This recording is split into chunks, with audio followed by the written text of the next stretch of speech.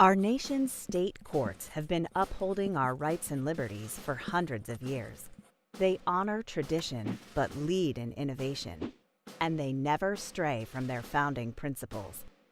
Established in 1787, when our young nation's most iconic statesmen gathered in Philadelphia to hammer out a new government for a new nation, arguments ensued, with different sides wanting different governing powers. But one principle was shared by every person in that room: a guarantee of individual rights and liberties in the new United States of America. And how would these rights forever be protected? Through an unbiased judicial system that would review the actions of the executive and legislative branches of government. Should either of these branches meddle with any of our individual liberties outlined in the newly minted Constitution, people could come to the courts to be heard. Today, nearly 250 years later, the courts still have our backs.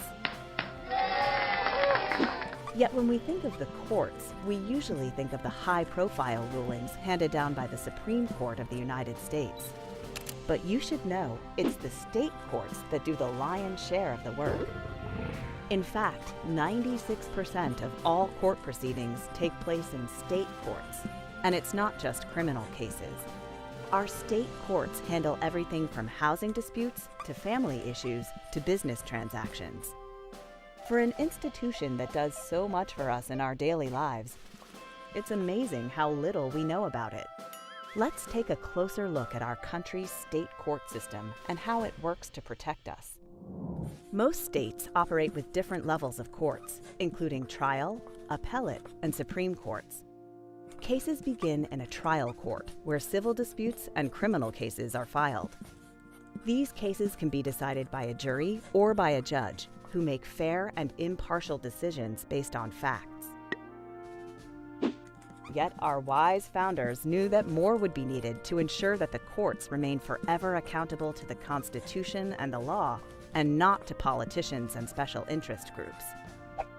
So they built in safeguards like the appeals process. If a person believes errors were made in his or her case, they may appeal to a higher level court.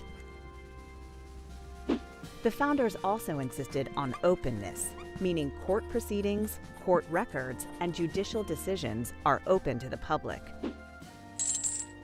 The courts stand proud of their unique position of making decisions based on law, not public opinion, of being fair and impartial, of being accountable to the law and the Constitution, and of always being open to the people. And this is exactly what our founders envisioned for us: a government by the people, for the people, and a court system to guarantee that this will never change. To learn more about your state courts, please contact the National Center for State Courts at ncsc.org.